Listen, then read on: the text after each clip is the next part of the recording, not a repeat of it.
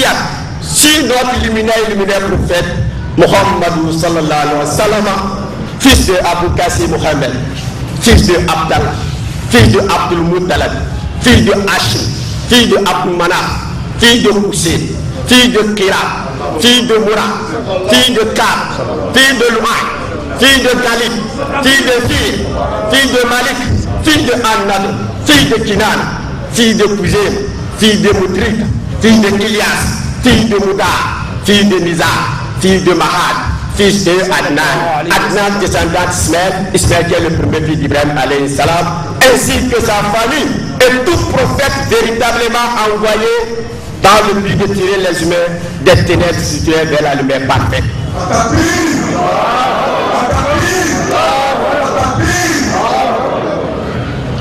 Mes frères et en islam, vous êtes sans le savoir que le meilleur livre du monde entier, c'est bel et bien le Coran. Et le meilleur conseil, c'est le conseil du prophète Muhammad sallallahu alayhi wa sallam. Nous disons que le meilleur livre du monde entier, c'est bel et bien le Coran. Pourquoi le Coran? Parce que le Coran ne parle pas de n'importe quoi, on fait du remplissage. C'est de la matière très concentrée. Kullu fi kitab al-mubin. Zalika al-kitab la rayba fihi hudan lil-muttaqin. C'est un livre au sujet duquel il n'y a pas de doute. On ne peut comparer le Coran à aucun livre du monde entier. Le Coran, c'est un miracle, mes frères et sœurs en islam. Qu'est-ce qu'un miracle?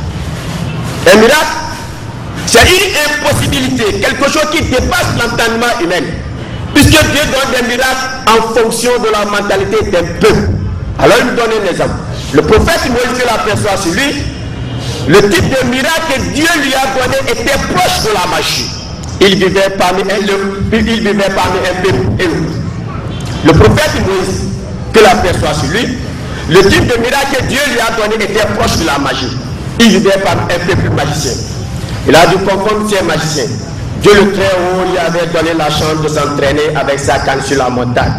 Il jeta la canne se transforma en un gros serpent.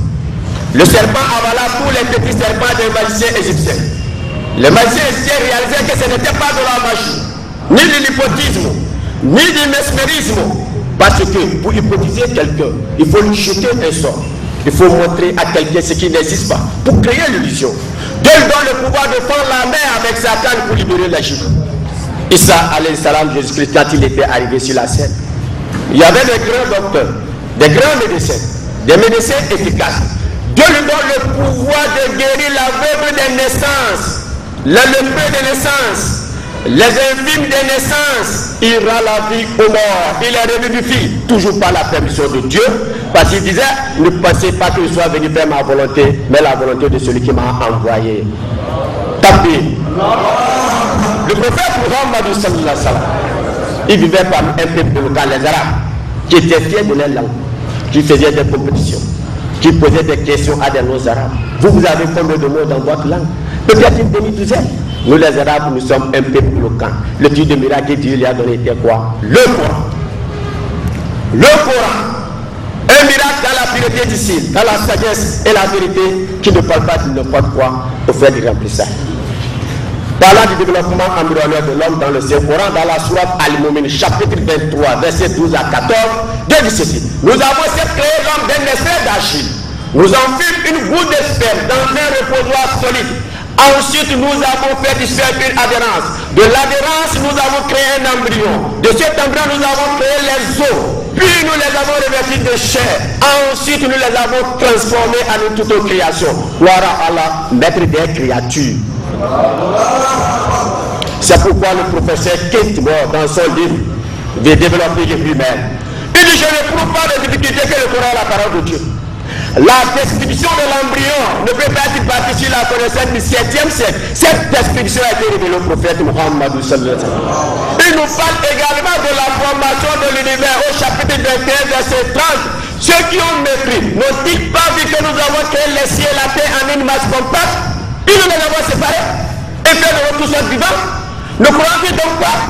C'est pourquoi Maurice Bucaille, lors d'une conférence en 1976, il dit qu'il n'existe pas d'œuvre humaine qui contient des affirmations dépassant la connaissance scientifique de son époque comme le Coran. Des opinions scientifiques comparables à celles du Coran sont les résultats de la science moderne. Tapis. Le Coran, c'est un miracle. On ne peut comparer le Coran à aucun livre du monde entier. Et le meilleur conseil, c'est le conseil du prophète Mohammed sallallahu alayhi wa sallam. Le prophète Mohammed sallallahu alayhi wa sallam, il dit ceci: quiconque maltraite quelqu'un, c'est comme il me maltraitait.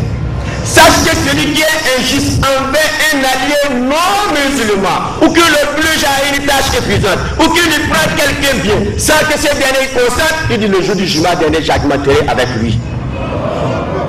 Dans un autre, il dit: soyez modestes les uns les autres, afin qu'aucun de vous ne transgresse les droits d'autrui et ne piétine au détriment toute morale, toute justice.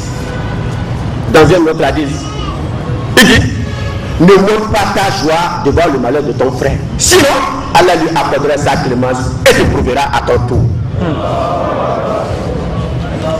Et il n'entrera pas en enfer un homme qui a pleuré par crainte de Dieu, de même que le lait ne rentre jamais dans les mamelles. Il dit: jamais la poussière sur le dos servi d'Allah ne se mêlera à la fumée de l'enfer. Tapis.